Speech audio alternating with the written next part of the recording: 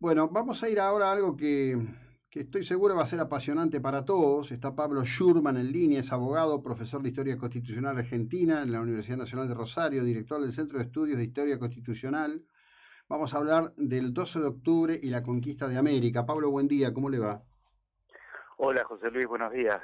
Muy bien acá en Rosario, con lluvia después de mucho tiempo. Sí, bueno, me alegro. Sí, acá tenemos una leve garguita, pero veo por mucha gente en cuentas de Twitter distintas, de ahí de la zona de Santa Fe, del litoral, que está lloviendo en todos lados, así que en Sí, buena sí, sí, hora. sí, sí.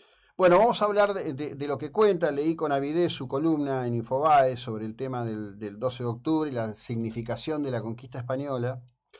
Sí. Se está haciendo desde algunos lugares, no muchos, un esfuerzo grande, importante, por tratar de exponer y determinar la famosa cuestión de la historia de la leyenda negra de la conquista española en América.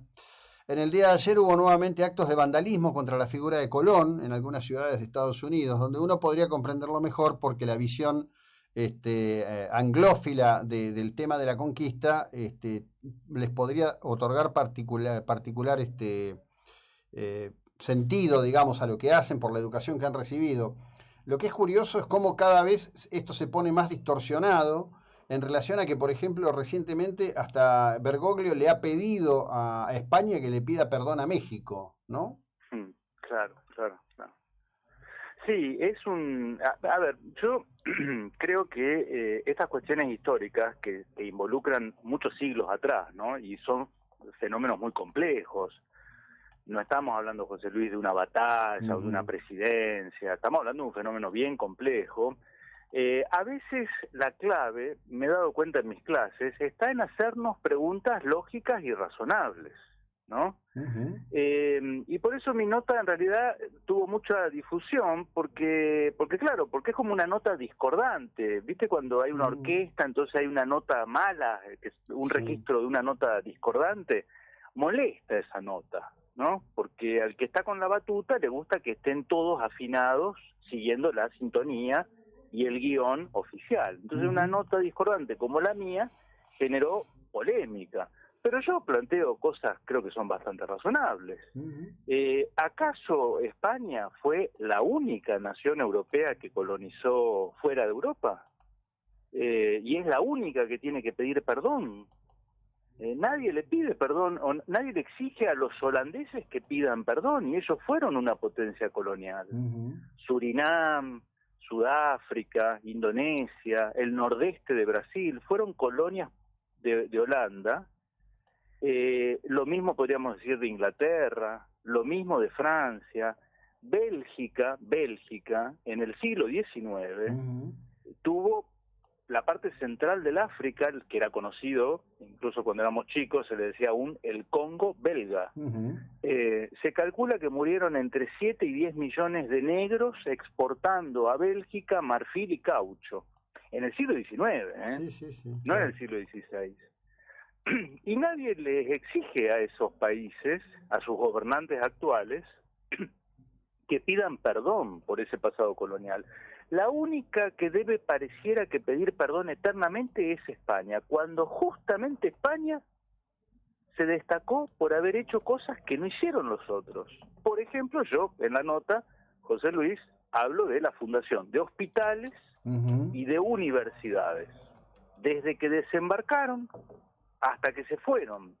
Yo no estoy queriendo con esto decir que era un pasado idílico y que volvamos a ser colonia española, no estoy planteando eso. Lo que digo es que, primero, no me gusta que se afirmen falsedades, y la falsedad la diga un académico o la diga el Papa mismo.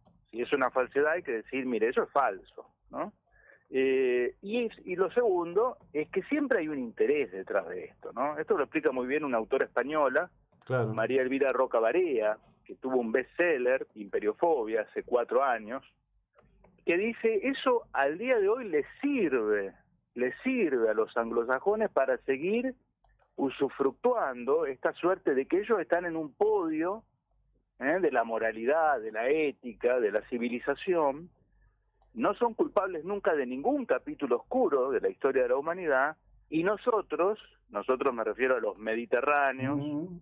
italianos, griegos, portugueses, españoles, y por supuesto sus descendientes, somos los que siempre pagamos el pato de la boda. Claro, si me permitís, yo, claro, estoy frente a una autoridad, como es tu caso. Yo, por ejemplo, acá en la Argentina, ¿no? Cuando se empezó la saga antirroquista, siempre decía, bueno, fenómeno, por qué no revisamos para atrás, ¿no? Claro, Y miramos un poco, a ver, ¿cuál es la historia de la humanidad, ¿no? Porque en definitiva, estos descendientes de los pueblos mediterráneos, ¿no? Yo en mi caso soy descendiente de libanés, español, claro. este, Sí, todos somos mezcla acá. todos somos, claro, pero a ver, ¿cómo fue la historia? ¿Qué pasaba en esa historia, ¿no? Es decir, ¿cómo se construyó?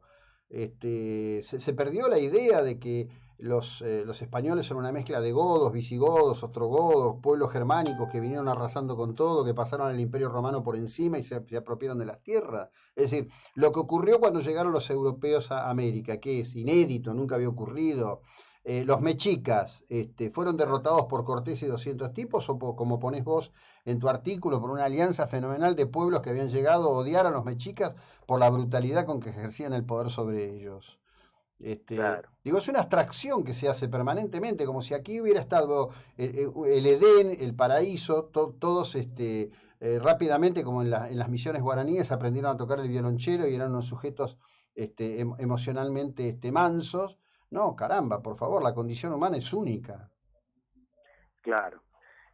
Bueno, esa es otra pregunta, vos bien lo traes a colación, José Luis, que nos invita a reflexionar, ¿no? Es decir, la toma de México, o Tenochtitlán, como vos bien decís, la capital del Imperio Azteca, ¿no? Por parte de Hernán Cortés en 1521. Bueno, Cortés tenía 200 españoles. Entonces, una pregunta razonable es preguntarnos cómo fue posible que 200 tipos pusieran de rodillas a un imperio que era un imperio guerrero, ¿sí? A ver, los aztecas no eran carmelitas descalzas, o sea, eran guerreros intrépidos y terribles, y tenían un ejército de 300.000. Entonces, ¿cómo fue posible la toma de Tenochtitlán? Se caen todas esas pavadas, ¿no? Bueno, los españoles tenían caballos, entonces los aztecas se asustaron con los caballos.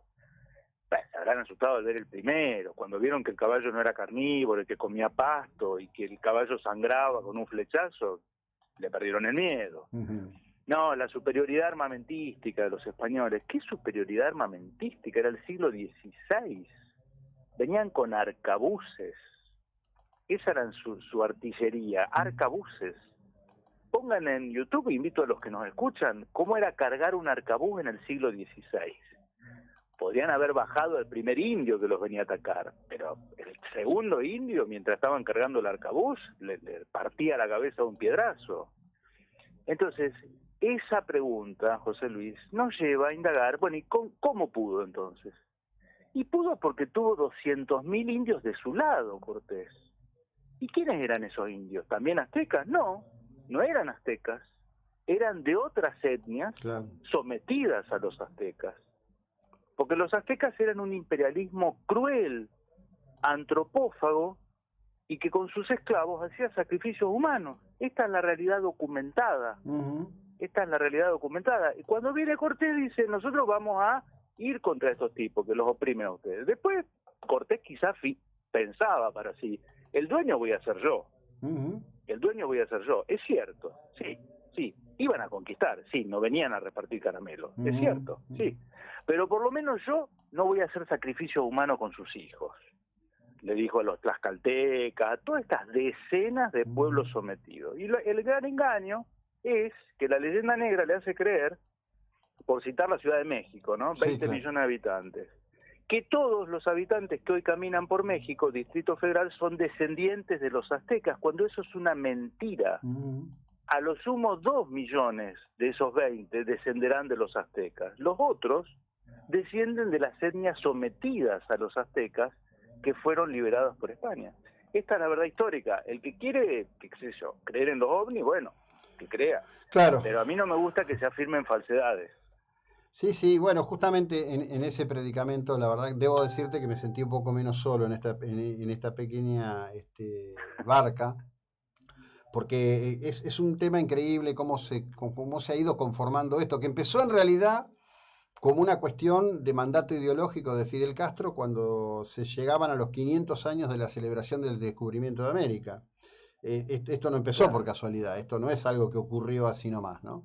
Y tiene una impronta ideológica y ha ido penetrando, y es una deformación, porque además esa impronta ideológica que le pone Fidel hace colusión, se junta, conexa justamente con los intereses de los países angloparlantes, ¿no? Y traer, por ejemplo, a la atención, como lo has hecho en esta conversación, el tema de la acción de los belgas, ¿no? La historia del rey Balduino, que inclusive hay la última película que se hizo sobre Tarzán, es bastante sorprendente, porque en términos de aventuras devela lo que era realmente el ejercicio de poder criminal del reino belga sobre lo que conocimos como Congo belga hasta hace no demasiados años, ¿no?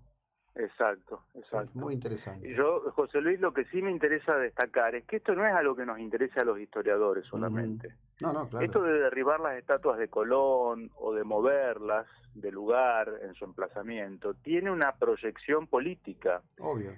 Porque a lo que se tiende es a nuestra América del Sur, ya suficientemente fragmentada en 15 estados, muchos de los cuales ni siquiera tienen demasiada relevancia en términos geoestratégicos, esto sin hacer mención alguno, para no ofender, pero la realidad es esa, fragmentarnos aún más.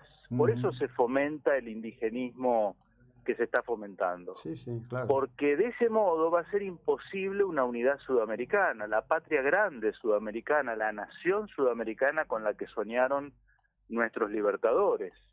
Que podría fácilmente constituirse. Hablamos el mismo idioma, tenemos más o menos los mismos gustos artísticos, los mismos gustos culinarios y más o menos las mismas bases de fe compartida. Está todo dado para que seamos un gran Estado sudamericano y de ese modo hacernos respetar en el tablero internacional. Y sin embargo somos 15 estados impotentes, cada uno de espaldas al otro. Bueno, el indigenismo lo que persigue es fragmentarnos aún más, que haya 3 partes en Chile, 15 Bolivias, cada una por su etnia, y entonces estamos fritos, seremos segmentos anónimos del mercado internacional y seremos siempre observadores de la historia, no protagonistas. Yo no quiero ese destino para nuestro pueblo. No, evidentemente no. Creo que eso es una conciencia en la que hay que trabajar y mucho. Gracias, Pablo. Buena jornada. Muy amable y muy interesante todo tu aporte. Agradecido yo, José Luis. Un saludo a toda la audiencia. Que esté muy bien, Pablo Schurman es profesor de Historia Constitucional Argentina en la Universidad Nacional de Rosario.